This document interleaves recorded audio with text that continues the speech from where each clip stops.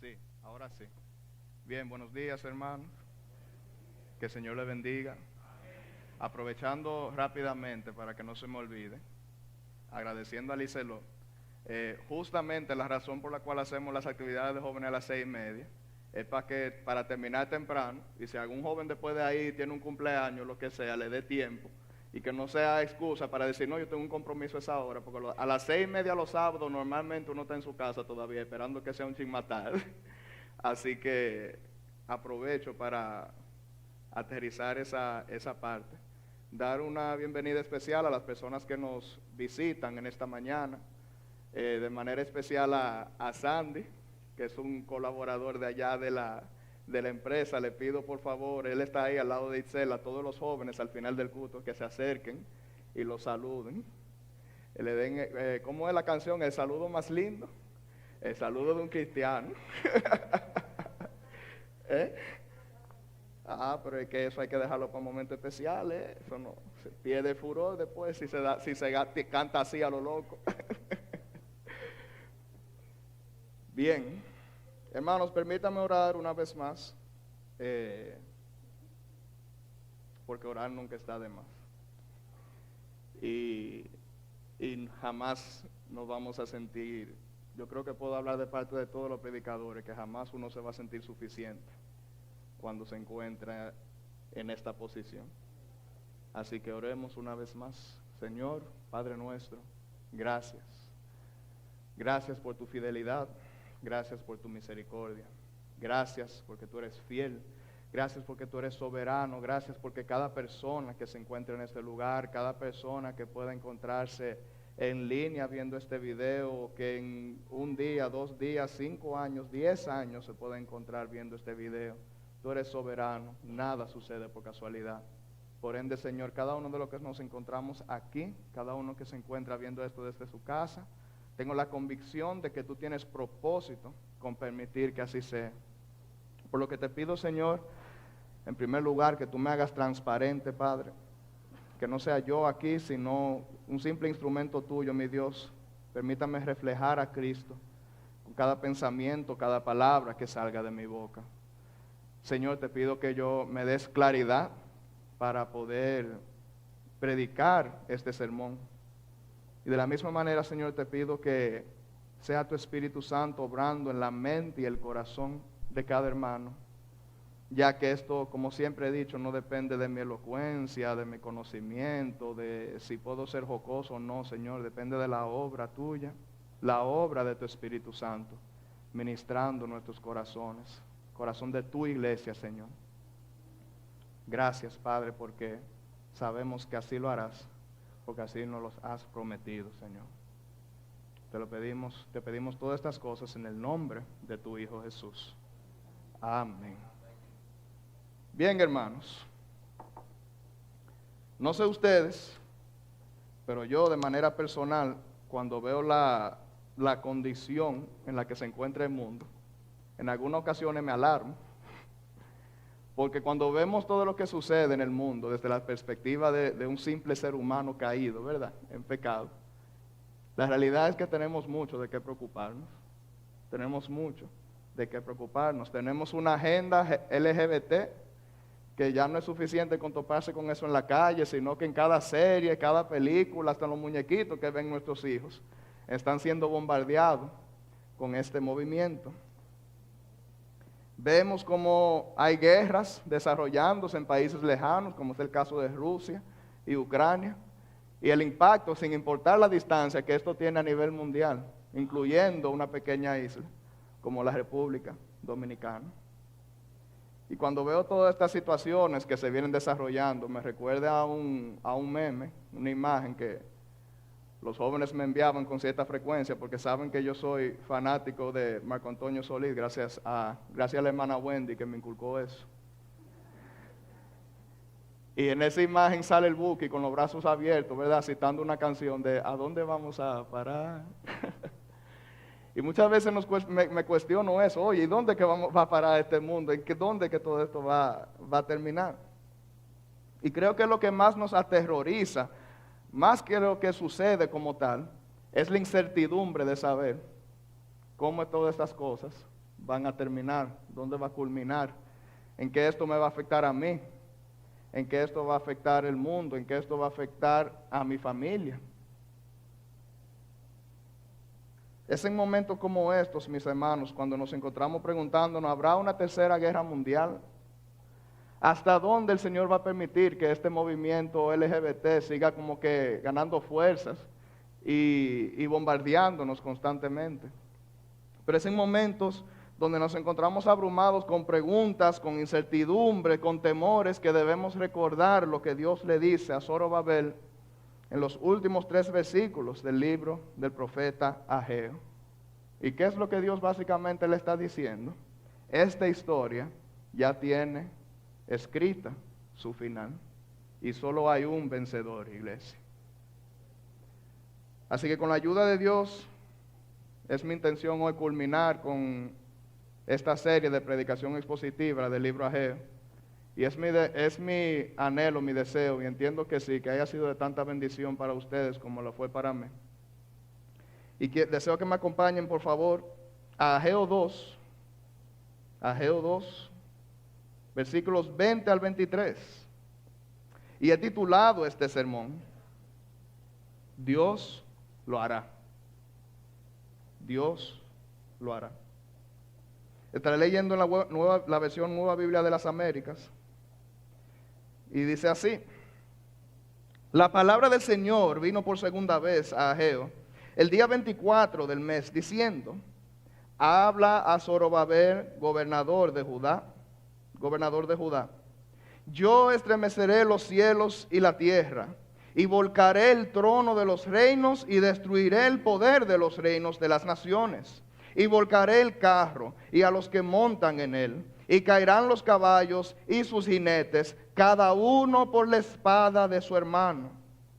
En aquel día, declara el Señor de los ejércitos, te tomaré a ti, Zorobabel, hijo de Salatiel, siervo mío, declara el Señor, y te pondré como anillo de sellar, porque yo te he escogido, declara el Señor de los ejércitos. El último sermón que prediqué a mediados del año pasado terminaba justamente en el versículo 19 de este capítulo 2, y se encontraba justamente el día 24 del mes noveno, en la misma fecha que se encuentra este mensaje, que más o menos diciembre. Y veíamos en aquel entonces, para poder refrescar la memoria, cómo Dios inicia ese mensaje, al igual que todos los mensajes anteriores, haciéndole preguntas al pueblo y a los sacerdotes, buscando con esto llevarlos a ellos a la meditación y a la reflexión. Y lo que Dios justamente está cuestionando en aquel momento es la santidad del pueblo. Y le está diciendo que debido a su comportamiento, sin importar lo que el pueblo presentaba como sacrificio, aún esto cumpliendo al pie de la letra con la ley en cuanto a la preparación y la presentación de dichos sacrificios, debido al comportamiento del pueblo, debido a que este pueblo no estaba viviendo en santidad, debido a la condición del corazón del pueblo, que estaba siendo obediente por serlo, por salir de paso, no realmente como una respuesta a quien Dios es o debería de ser en la vida del pueblo, estos sacrificios no estaban siendo recibidos con agrado ante Dios, sino que eran inmundos. El pueblo básicamente, decíamos en aquel entonces, que estaba buscando mantenerse frío con el Señor. Así como muchas veces la gente viene a la iglesia todos los domingos simplemente, vamos a decir, para cumplir con un hábito, no porque realmente sienten esa necesidad de estar en la presencia o en la comunión con los hermanos y con Dios. Dios entonces empieza a detallar todas las cosas que Él había hecho para hacer que el pueblo se volviera de su pecado, y empieza a listar, vamos a decir, varias consecuencias económicas que Dios había provocado en el pueblo, y dice que aún así, afectando la economía del pueblo, ninguno se volvió a Él. Pero a pesar de todo esto, terminábamos con una nota de esperanza, y es que Dios decide bendecir el pueblo, no porque ellos lo hayan merecido, sino por su propia voluntad, mostrando su gracia y su misericordia. Y hacíamos la comparación de cómo así mismo, como Dios decidió bendecir al pueblo sin ellos merecerlo, pues de esa misma manera Dios nos ha bendecido a nosotros por medio de Cristo, sin nosotros merecerlo. Entonces en el texto de hoy veremos las últimas palabras registradas del profeta Ageo dirigido a Zorobabel, gobernador de Judá. Y vemos el primero de 3 puntos: creemos en un Dios soberano. Si se dan cuenta, el texto de hoy inicia un poco diferente a los demás mensajes de Ageo. En primera instancia, porque es la primera vez que Dios le da un mensaje en el mismo día, uno atrás de otro. Siempre habían pasado varios meses entre un mensaje y otro. Pero en esta ocasión, acabando de Dios dar ese mensaje a los sacerdotes y al pueblo de Israel, que yo acabo de resumir brevemente, ahí mismo Dios da este mensaje de manera inmediata. ¿Y qué es lo que dice? Leo nuevamente el primer versículo. Vino por segunda vez palabra de Jehová a Ageo a los 24 días del mismo mes, diciendo: habla a Zorobabel, gobernador de Judá, diciendo: yo haré temblar los cielos y la tierra, y trastornaré el trono de los reinos, y destruiré la fuerza de los reinos de las naciones. Trastornaré los carros y los que en ellos suben, y vendrán abajo los caballos y sus jinetes, cada cual por la espada de su hermano. Hay otra diferencia, entonces, también, en comparación con los demás mensajes de Ageo.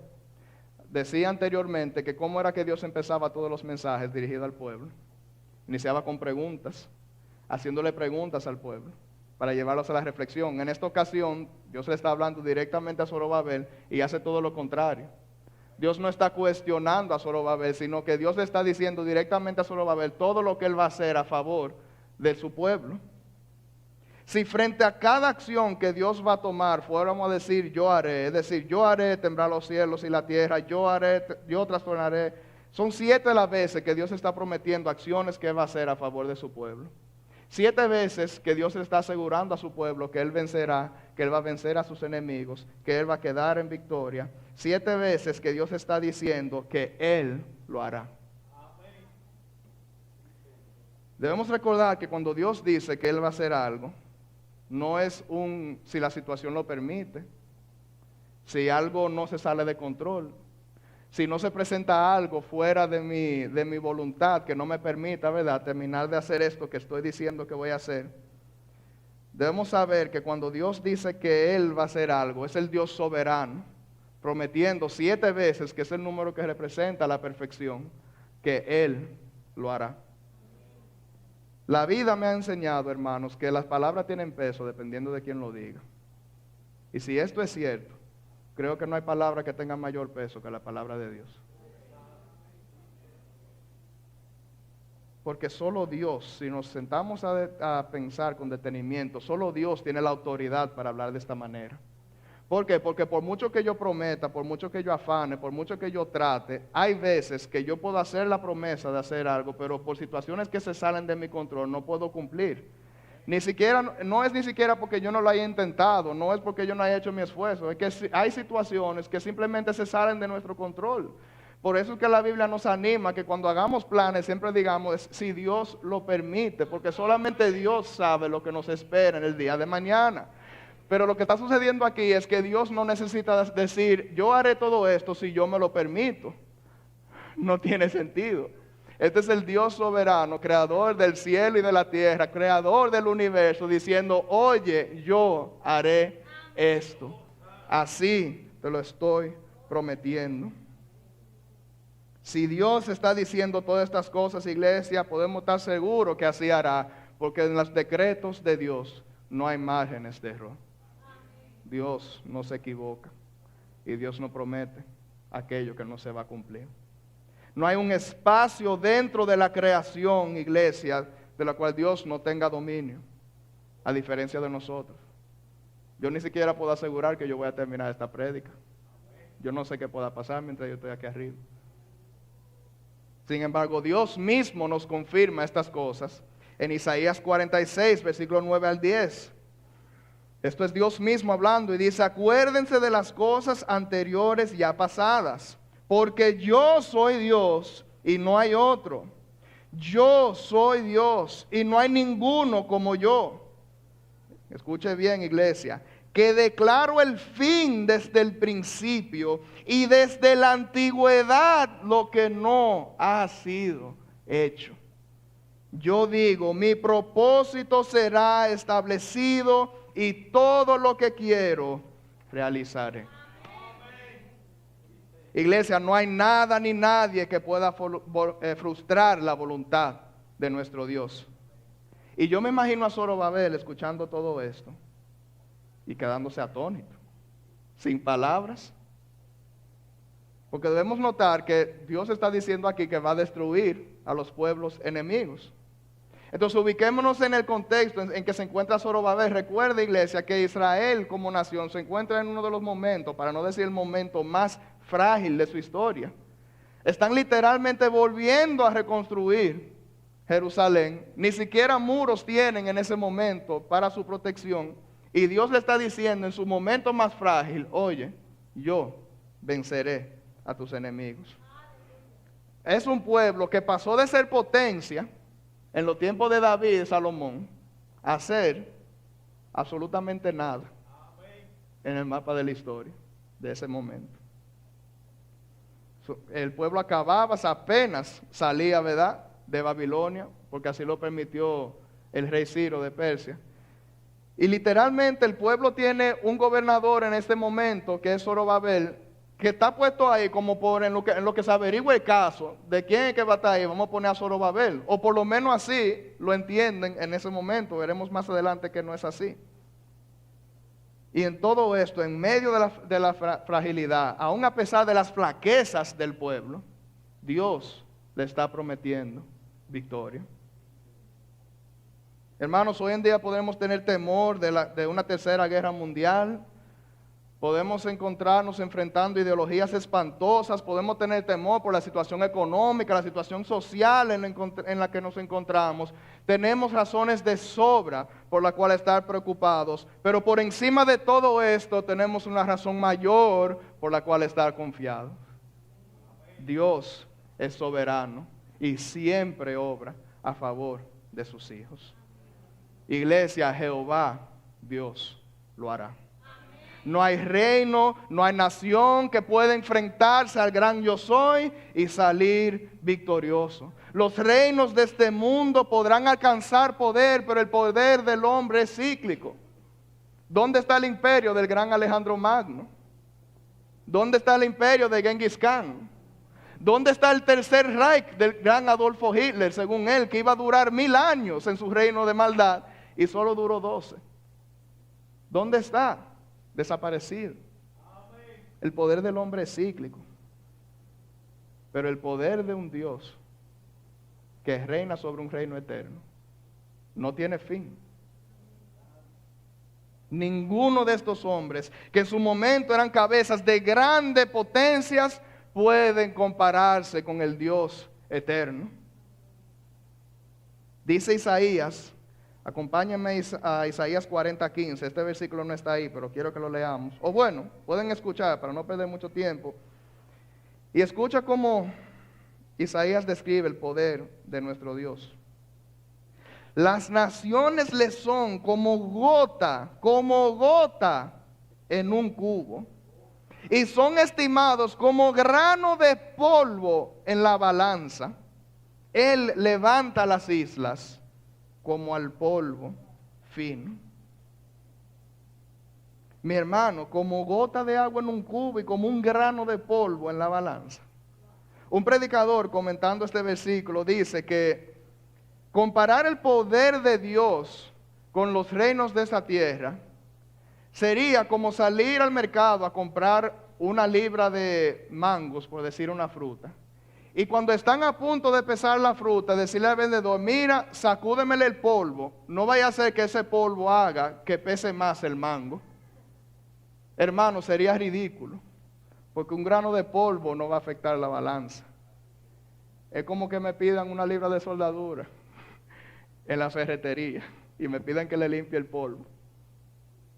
Estamos perdiendo el tiempo, hermano, eso no afecta. Ese es el poder. Así de inútil, así de ridículo es el poder del hombre y sus reinos delante del Dios eterno. Hermano, ninguna ideología, ningún reino, ningún presidente, ningún primer ministro puede enfrentarse a Jehová de los ejércitos. Todos los países de la tierra podrán unirse y declararle la guerra a Dios, y sería como la gota de agua en un cubo. El que ha hecho que hacer en la casa sabe que mientras tú vas suapeando y tú empujas el cubo, a veces se te sale una gota de agua. Pero si tú eres como yo y es una gotica de agua, tú ni el caso le haces porque esa gota de agua se seca solo. Bueno, hay que orar por ti, Sam. Pues así como esa gota de agua que uno así mismo ve a Dios, estos grandes hombres en poder. Polvo, mis hermanos. Y esto justamente es la idea del versículo 22 de Ageo que leíamos anteriormente, que Dios resalta cómo destruirá los carros y quienes se suben en ellos. Vendrán abajo jinetes y caballos. Dios dejará desarmada las naciones, mis hermanos. Y es parecido a la idea que Dios nos transmite en Deuteronomio 2:44 y 7:27, que no lo vamos a buscar por cuestiones de tiempo, pero es básicamente Dios asegurando que todo poder militar, todo poder político, al final todas las naciones se someterán al señorío de nuestro Dios. Iglesia, nuestro Dios es soberano, así lo hará. Él lo hará. Ahora bien, ciertamente Zorobabel escucha todas estas palabras y probablemente fueron de gran motivación para él, debido al momento en que se encontraba el pueblo, como decía anteriormente. Y seguramente pensó que esto significaba que Dios iba a restaurar a Israel como gran, ¿verdad?, poder dentro de las naciones, como gran reino entre los demás reinos, pero lamentablemente para Israel, esto no era a lo que Dios se estaba refiriendo. Porque Ageo aquí está utilizando lo que llamamos, vamos a decir, una manera de expresarse profética. Hay parte de esto que sí, que es en Zorobabel, pero hay otra parte que no aplica para ellos, sino para nosotros, hoy en día. Dios no está hablando a Zorobabel de lo que Él va a hacer en este momento, sino de lo que Él hará en los días postreros, en los últimos días. Es una promesa a Zorobabel, pero una promesa a nosotros mismos al mismo tiempo. Vemos en los versículos 21 al 22 a Ageo hablando de una manera similar a como se habló cuando se decretó la destrucción de Sodoma y Gomorra, de una manera similar a como Jeremías habla profetizando durante su libro. Dios está hablando de lo que le espera a las naciones enemigas en los días postreros. Entonces, saber esto, hasta ahora lo que hemos leído, escuchado, explicado, puede causar una de dos cosas en ti. Puede ser de gran motivación al saber que el Dios en quien has creído tiene la victoria final. Es decir, que para los cristianos debe ser razón de gozo y motivo de cantar himnos, ¿verdad?, alabando a nuestro Dios. Pero para el que está fuera de Cristo, es razón para alarmarse y tener gran temor. Porque donde el cristiano encuentra victoria, porque eso es lo que Dios le está prometiendo a sus hijos, para el impío, Dios está prometiendo destrucción y condenación. Amigo que nos visita, lee bien o escucha bien lo que Dios está diciendo aquí. Oye, en aquel momento no habrá tiempo para clemencia, no habrá tiempo para pedir perdón, porque el Dios soberano aplicará su ira santa contra toda nación, contra todo hombre que se haya levantado contra él.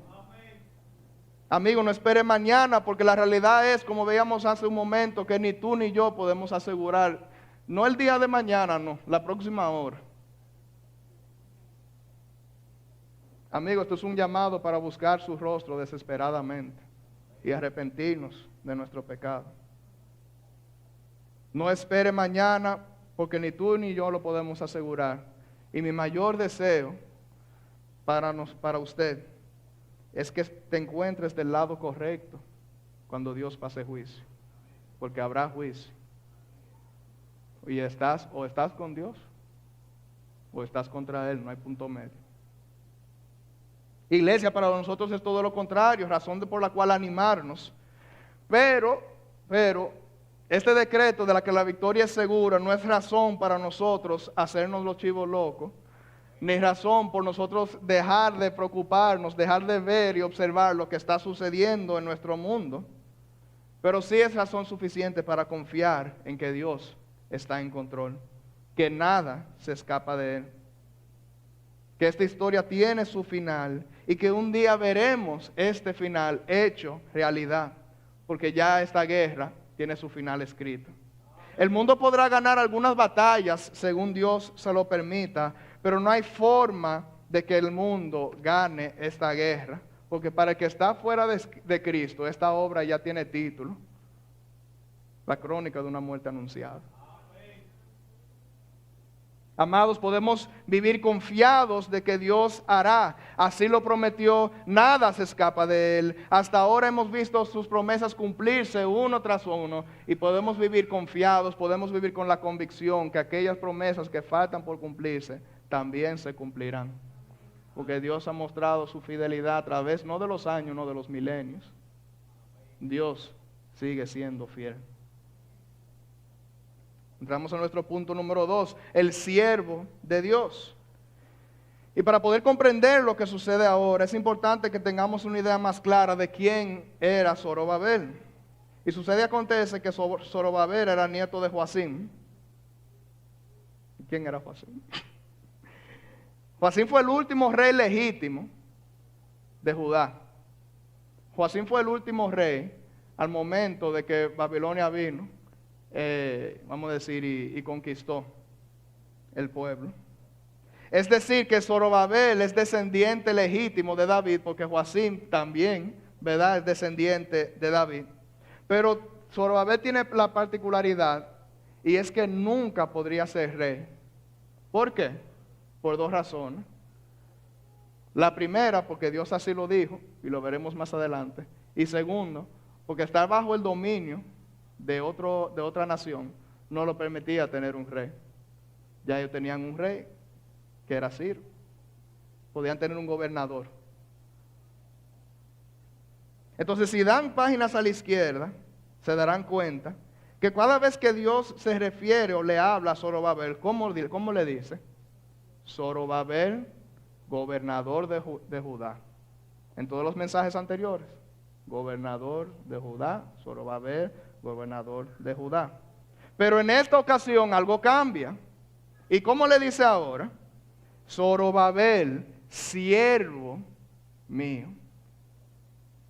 Solo hay dos personas más en la Biblia a las que Dios se les refiere como siervo mío: el rey David y el Mesías, Jesucristo. Vemos entonces a Dios refiriéndose a Zorobabel de esta manera y empezamos a hacer relación, ¿verdad? Pero qué raro que Zorobabel se le refiere de esta manera cuando hasta este momento solamente se le refiere así a David, y las veces que Dios viene hablando sobre su siervo, el Mesías. Unamos los puntos entonces. Primero, Esdras, que también está aquí junto con Zorobabel en estos tiempos, hace una mención especial de Zorobabel en su libro, aunque lo llama por su nombre babilónico, que es Sesbazar. Y Esdras reconoce que quien libera al pueblo, quien fue el más importante en todo este proceso, aparte de Dios, claro está, ¿verdad?, es Zorobabel. O sea que quien libera al pueblo de las manos de Babilonia es Zorobabel. O sea que Zorobabel es un tipo de libertador, que agarra el pueblo de Israel y lo devuelve a lo que ellos conocen como la Tierra Santa, Jerusalén. Pero vemos entonces también que Zorobabel pertenece al linaje de David. ¿Quién más pertenece al linaje de David? Jesús, nuestro Señor. Entonces, si juntamos este punto de que así como Jesús, Zorobabel es del linaje de David, nos fijamos de que Dios le está diciendo siervo mío, y nos fijamos también de que Zorobabel fue en parte libertador de Judá, regresándole a la Tierra Santa, tenemos suficiente evidencia para decir que Zorobabel es una figura de Cristo en el Antiguo Testamento. Es decir, Zorobabel libera al pueblo de Babilonia, lo libera del cautiverio, ¿verdad? Y Jesús nos libera también a nosotros, pero de la esclavitud del pecado. Un cautiverio mayor, en verdad. Vemos entonces el versículo 23, donde Dios inicia diciendo, en aquel día, que por los regulares indicios de que Dios está hablando de los días postreros, descrito en Apocalipsis 19, o el día del juicio final, es el día en que Dios juzgará al mundo y completará su obra de salvación. ¿Y qué es lo que Dios dice? En este día Dios tomará a Zorobabel, ¿verdad?, el tipo de Cristo, y lo pondrá como anillo de sellar, porque yo te escogí. Y este es el lenguaje que normalmente se utilizaba para ungir el rey elegido por Dios, especialmente por el uso de la frase siervo mío. Pero como sabemos que Dios está hablando no solamente al presente, sino al futuro, sabemos que entonces ciertamente Zorobabel como anillo de sellar, que por la cual explicaremos en un momento, pero que el verdadero siervo al que Dios se está refiriendo es al siervo de Isaías 53, el siervo justo, el siervo sufriente, nuestro Mesías, Jesús. En el contexto de Zorobabel, esta promesa sería de mucho peso. Que Dios le dijera que él iba a ser como anillo de sellar en la mano de Dios, tenía mucho peso. Porque detengámonos un momento, le decía ahorita que había dos razones por las cuales Zorobabel no podía ser rey. Y lo veremos en este texto, el porqué. Jeremías 22, 24. Esto es palabra de Dios. Dice, vivo yo, dice Jehová, que Siconías, hijo de Joacim, rey de Judá, fuera anillo en mi mano derecha, aún de allí te arrancaría. Aún de allí te arrancaría. Dios maldice a Joacim, o sea, quien era rey de Judá en ese momento, y su descendencia porque hicieron lo malo ante Dios. Y Dios les jura que ninguno de sus descendencias volverá a sentarse en el trono como rey de Judá, volverá a sentarse en el trono de David. Y esta es la consecuencia de los pecados del pueblo y del rey. Y justamente como consecuencia de esto es que Dios entrega al pueblo en manos de Babilonia. Pero entonces, ¿qué es lo que Dios está haciendo ahora? ¿Qué es lo que Dios está prometiendo? Dios le dice a Zorobabel que te pondré como anillo de sellar en mi mano. Pero Zorobabel es descendiente de Joacim. Y si Dios ya dijo entonces que ninguno se volverá a sentar en el trono, ¿por qué le está diciendo a Joacim, a Zorobabel, que lo va a poner como anillo de sellar? El anillo de sellar era un símbolo de autoridad, propiedad y poder. Quien ha visto películas medievales se habrá dado cuenta que cuando un rey hacía un comunicado, esa carta se sellaba y tenía un anillo, ese anillo lo metía en tinta y con eso era que se sellaba el comunicado que estaba emitiendo el rey. Y con eso todos sabían que ese decreto había salido de boca del rey, no había forma de dudarlo porque tenía el sello del rey. Entonces lo que está sucediendo en este caso es que Dios le está diciendo a Zorobabel que lo va a fijar en una posición de papel, de poder. Que Dios lo va a poner en un lugar de autoridad para que llevara a cabo un papel específico. La pregunta es, ¿Dios contradijo la promesa, lo que él juró en contra del rey Joacim y su descendencia? ¿Sí o no? No. Porque ¿qué fue lo que dijo Dios? Que no habrá otro rey que se sentara sobre el trono.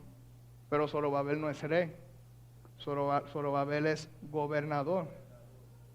Entonces, ¿de qué servía poner a Zorobabel en posición de poder si como quiera estaban bajo el gobierno persa? Pues recuerden que en el contexto histórico a Zorobabel lo pusieron ahí en lo que se averiguaba el caso. Entonces imagínate tú en una posición de liderazgo guiando un pueblo que hasta ahora ha estado muy desanimado, enfocándose en su propia riqueza, que al parecer no tienes mucha autoridad porque tal vez tienes tiempo diciendo tenemos que construir el pueblo, el templo, y la gente haciéndote así.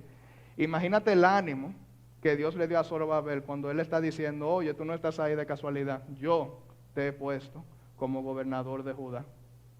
Y por ende tantas veces, cada vez que Dios se le refiere a Zorobabel, le dice Zorobabel, gobernador de Judá. Fue Dios que lo puso ahí. Él no estaba ahí de casualidad. Ninguno de los que estamos aquí hoy estamos de casualidad tampoco, hermano. Podría parecer casualidad, pero no lo es. Para Zorobabel significaría todo, todo en el mundo. Porque significaría que el Dios en quien él cree y al Dios que él quiere servir, lo está apoyando. Está confiando en él. Ahí Dios le mostró gracia a Zorobabel, porque él pudo haber simplemente desechado de manera total, o sea, y decir, no, pero es que ni siquiera me van a servir, no solamente no sentarse en el trono, no me van a volver a servir jamás. Sin embargo, él permitió que el linaje de David siguiera sirviéndole, a pesar de sus flaquezas, a pesar de sus pecados. Y eso fue muestra de gracia para Zorobabel, pero donde vemos la verdadera gracia, vamos a decir, donde vemos la gracia que sobreabunda, no es ahí, mis hermanos, sino lo que esa promesa implica para nosotros. Porque donde la gracia sobreabunda en este texto, quedó guardado para nosotros, el pueblo de Dios. ¿Por qué? Porque el cumplimiento de esta promesa en los tiempos de Zorobabel es solo parcial, con la finalidad de ¿qué? De apuntarnos hacia ¿quién? Hacia el verdadero rey, hacia el verdadero siervo, quien sería el verdadero rey del linaje de David. Y ojo, Zorobabel fue obediente a Dios. Y en 5 años, recuerda que en este momento ya el pueblo tenía 16 años que había salido de dominio de Babilonia y no había completado el templo. Sin embargo, ya 5 años después de esto, ellos culminaron el templo, cumplieron con lo que Dios estaba pidiendo, y Dios lo enaltece no solamente como gobernador de Judá, sino que tuvo el privilegio de formar parte de la genealogía de Cristo en Mateo 1. Si vamos a Mateo 1, sale Zorobabel. Y preparando esta prédica me di cuenta de algo. Yo, Señor, ¿y por qué tanta genealogía? O sea, ¿de qué me sirve a mí ver esta genealogía? Hermanos, pero viendo la conexión entre Zorobabel, el linaje de David, cómo él forma parte de la genealogía de Cristo. Hermanos, cuando vemos una genealogía en la Biblia, no es otra cosa que mostrarnos cómo generación tras generación, año tras año, a pesar de las flaquezas de esos hombres pecadores, Dios sigue siendo fiel. A pesar de cómo esos hombres pecadores, con sus flaquezas, con sus debilidades, aún así Dios los honró y le permitió por medio de la fe formar parte de la genealogía de su Mesías, mostrando que esto no es por tu voluntad ni la mía, esto no es dependiendo de qué cuánto tú puedas hacer a favor de Dios. Oye, Dios cumplirá su propósito, usted lo quiera o no. Jesús es descendiente de Zorobabel, legítimo heredero, y el cumplimiento real de la promesa que Dios está haciendo en este momento, no como un simple gobernador, ni siquiera como un simple rey, sino el Rey de reyes, Señor de señores, nombre exaltado sobre todo nombre, y único digno de recibir toda gloria y toda honra. Zorobabel dirige al pueblo de Israel fuera de Babilonia, pero solo el Rey de Reyes es capaz de liberarnos de la esclavitud de nuestro pecado. Zorobabel pudo volver al pueblo, a la tierra santa, a su pueblo de Israel, pero solamente por medio de Cristo, el Rey de Reyes, nosotros tendremos entrada al reino eterno de nuestro Dios. Esta es nuestra esperanza, iglesia. Que por medio de Cristo, que es el anillo de sellar de Dios, Dios ha decretado libertad para sus hijos. Libertad del pecado, libertad del juicio, libertad de condenación. Porque por medio de ese anillo, Dios nos ha sellado como suyos para siempre. Aleluya, iglesia. Esa es nuestra esperanza. Que lo que Dios ha decretado, ya no hay manera, usted lo quiera o no, por medio de Cristo hemos sido sellados, iglesia, para siempre. Nuestra esperanza es segura. Nosotros no caminamos tirando golpes al viento, como decía Pablo. Caminamos con la convicción segura que sin importar los dolores de cabeza que podemos pasar en este mundo, sin importar todo lo que está pasando, yo lucho, pero a diferencia del mundo que está luchando para al final encontrarse con una condenación eterna, nosotros luchamos con la mirada puesta en Cristo, nuestra esperanza y una victoria segura en Él. Amén. Nosotros todavía estamos en espera de que Dios venza a nuestros enemigos, porque si son enemigos de Dios son nuestros enemigos también. Pero el Dios que no miente cumplirá. Jehová de los ejércitos lo hará.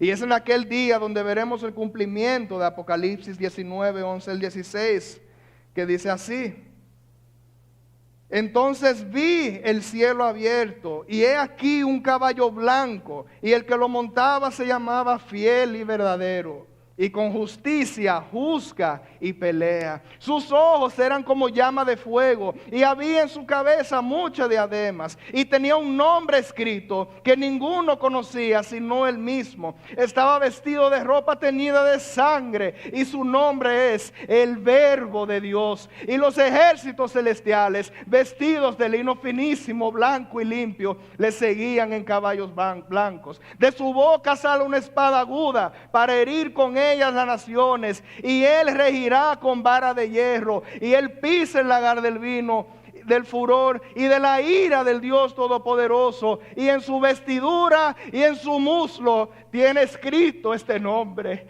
Rey de Reyes y Señor de Señores. Hermanos, puede venir guerra, hambruna, persecución, ideologías, lo que sea, pero al final, cuando Cristo vuelva por su pueblo, Él hará justicia, Él vencerá, y nosotros vencemos con Él.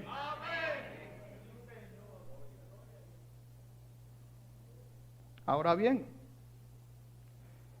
alguno podría pensar: Andrew, entonces si básicamente la mayor parte de lo que Dios está diciendo ahí es para nosotros, ¿por qué decírselo a Zorobabel? Porque entonces como que está ilusionando a Zorobabel que no va a haber nada de eso.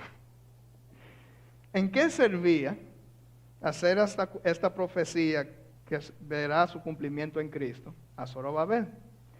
Y la respuesta a eso la encontramos en nuestro último punto. Punto 3. Construyamos piedra sobre piedra. ¿A raíz de qué es que Dios empieza a hablar por medio del profeta Ageo? Que el pueblo no terminaba de construir el templo. Recordando, claro está, que el problema no era el templo como tal, sino que esta falta de deseo, esta falta de obrar en la construcción del templo, lo que estaba revelando en verdad era la falta de amor por Dios, y que no había un verdadero anhelo de tener comunión con Dios, porque sin ese templo no había un lugar donde reunirse con el Dios de Israel. Dios durante todo este libro le está pidiendo al pueblo que no se queden de brazos cruzados, que no sean indiferentes, que lo busquen, que les sirvan, que sean proactivos en buscar agradarlo, que sean obedientes a Él, no por hacerlo y salir de paso, sino por quien Él es para ellos, o quien debería de ser para ellos, y por lo que Él hará por su pueblo. Pero a pesar de siendo esto así, me niego a pensar entonces que esta última profecía a Zorobabel no tenía su función en ese contexto. Lo que sí estoy claro es que como Zorobabel, como el pueblo terminó el templo, si cualquiera de nosotros escuchamos a Dios diciendo que va a vencer a todos los enemigos, ¿qué nosotros haríamos? Bueno, pues a Dios que resuelva, vamos a quedarnos aquí y esperar que Dios destruya a todos nuestros enemigos, y después hablamos y vemos cómo continuamos después de esto. Pero esto no fue lo que sucedió en ese momento. 5 años después, como les dije, el pueblo terminó de construir el templo. Entonces, ¿qué es lo que Dios le está diciendo al pueblo en este momento? Oye, sé obediente a mí, por quien yo soy, y porque yo te estoy asegurando que la victoria ya está. Sírveme a sabiendas que no es en balde.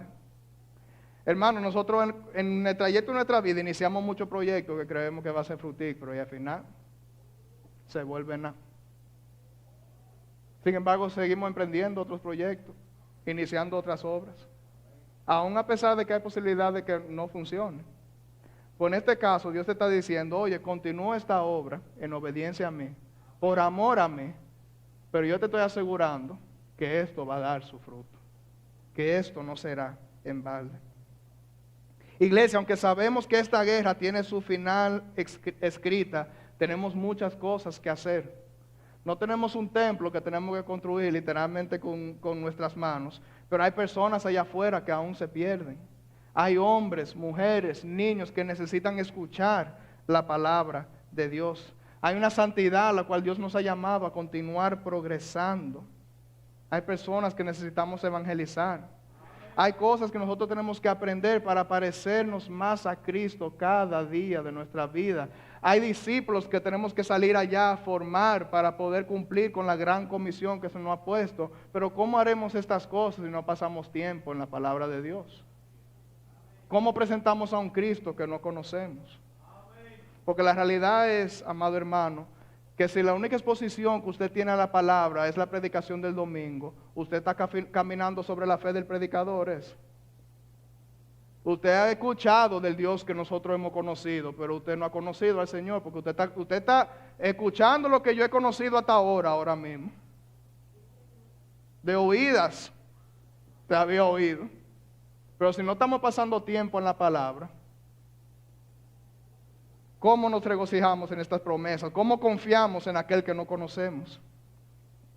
Ay, Andrew, porque yo no sé estudiar la palabra. Hermanos, que esa no sea la excusa. Que usted podría decirle muchas cosas a Dios, pero que esa no sea la excusa, porque tenemos un instituto aquí. Un instituto que está dispuesto a enseñarte cómo estudiar la palabra, para que abras tu mente, para que puedas conocer al Señor que estamos predicando en esta mañana. O sea que el hecho de que digamos, Señor, yo no entendí el texto, no es excusa, porque diferentes maneras había de poder interpretar. Hoy tendremos un grupo de personas que se van a graduar del último instituto. Y esos son personas que han cumplido con lo que Dios les está llamando. ¿Lo tienen que saber todo? No. Pero están construyendo piedra sobre piedra. Así como se construyó el templo, en la obediencia que Dios le ha pedido. Porque Dios no nos ha pedido, oye, sean perfectos. No nos ha pedido, oye, tienen que ser la máxima exponencia de la santidad. Eso no es lo que Dios le está pidiendo al pueblo. El pueblo siguió luchando con su pecado. Dios le decía al pueblo, construye piedra sobre piedra, mirándome a mí. Hermano, y la iglesia por medio del instituto te está dando la oportunidad de conocer aún más a ese Dios que te está pidiendo, y también los G3C. O sea que espacios hay de sobra en la iglesia, hermano, para acercarnos a este Dios y cumplir con esta comisión que nos ha puesto.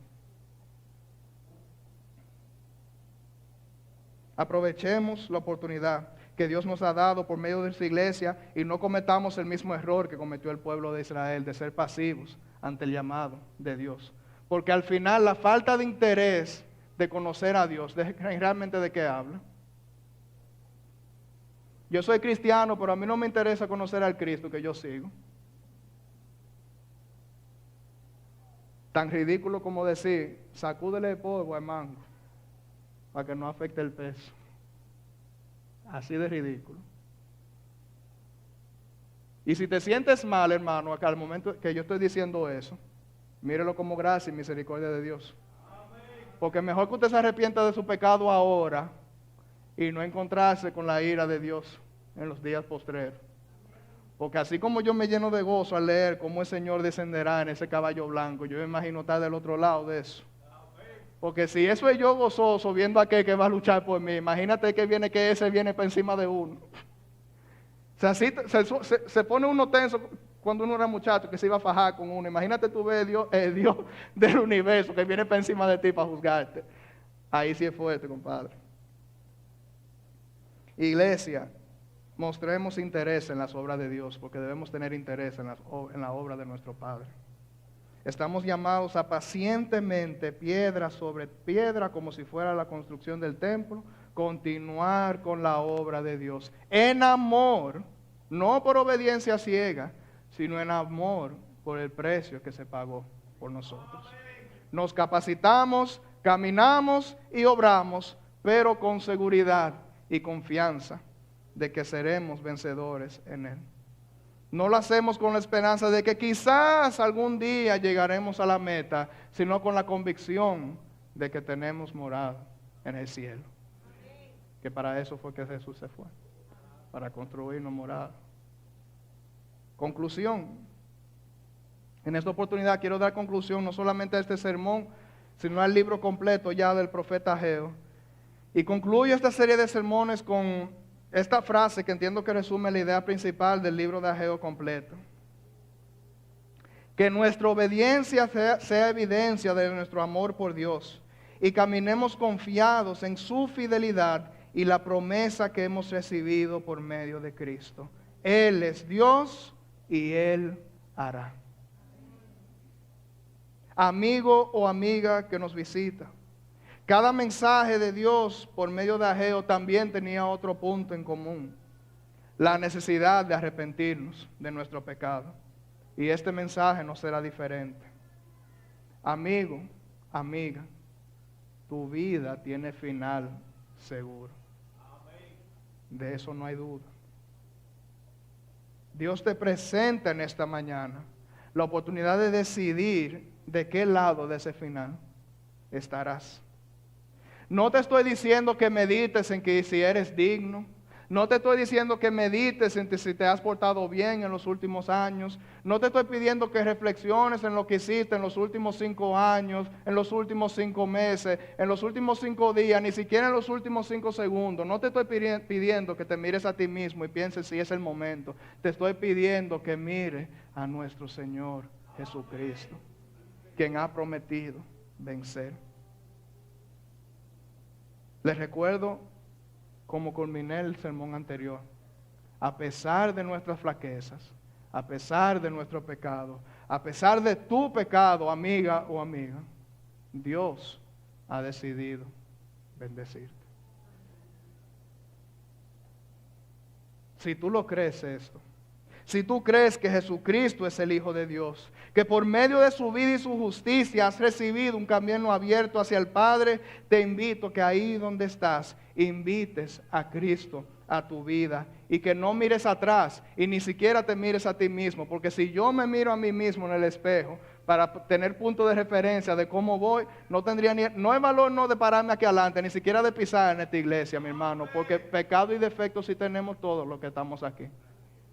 Pero miramos a aquel que murió y resucitó por nosotros.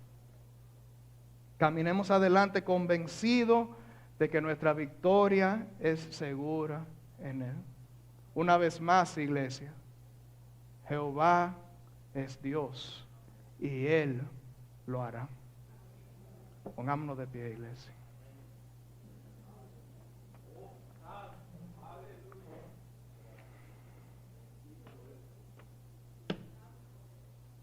Oh Señor, gracias. Gracias, Señor, porque literalmente, Padre, delante de ti somos como si polvo, Señor. Sin embargo, tú nos has dado valor a ser hecho a tu imagen y semejanza. Señor, y no solo eso, sino que has derramado sangre para que este hombre que cayó en pecado por medio de su propia concupiscencia tuviese camino a ti, Señor. Gracias, Padre, porque este plan de salvación no es un plan B, sino que está desde el principio, Señor, planeado para restaurar a tus hijos. Gracias, Señor, porque vemos año tras año tu fidelidad en nuestra vida. Tú nos diste tu palabra para que viéramos tu fidelidad a través de los años, mi Dios, tanto en el Antiguo como en el Nuevo Testamento, pero también en nuestras vidas vemos tu fidelidad, Señor. Gracias, Padre, porque podemos descansar sabiendo que aunque el mundo se pueda estar cayendo a pedazos como consecuencia del pecado, aunque este mundo pueda terminar destruyéndose a sí mismo, Señor, nos espera descanso en ti y restauración completa de las cosas, mi Dios.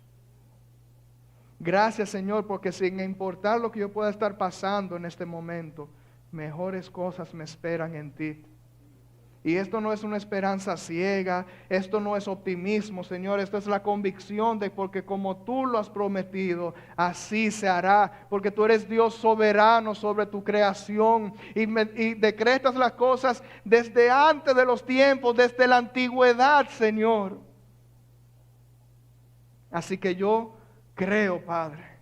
Y te pido que tú pongas en todos nosotros creer y elegirte a ti cada día de nuestra vida, convencido, Señor, de que tú eres lo mejor para nosotros, de que tú siempre obras a favor de nosotros y que a pesar de mi pecado, a pesar de mi flaqueza, tú has decidido bendecirme con el Rey de Reyes y Señor de Señores. Gracias, Padre, porque con tu anillo me has sellado para siempre, Señor.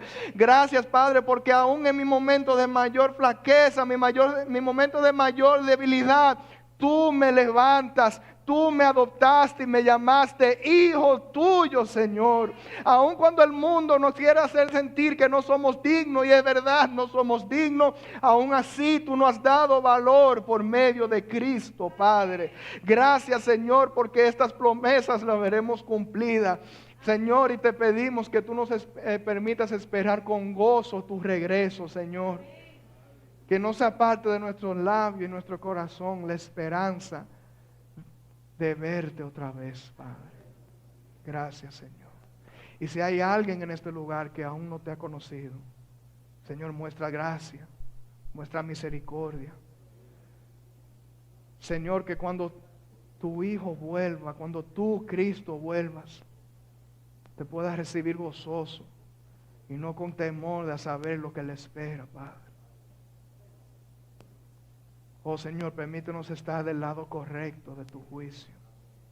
Escudriña nuestros corazones, Señor, porque solo tú lo puedes hacer. Que no nos conformemos con religiosidad, que no creamos que somos tus hijos, porque no hemos acostumbrado al hábito de los religiosos, porque hablamos como los religiosos. Señor, escudriña tú nuestro corazón y muestra lo que hay en él, Padre. Y sin importar lo que hay en nuestro corazón, muéstranos que hay esperanza en Cristo. Señor, aprovecho y te pido por estas personas que han culminado el instituto bíblico.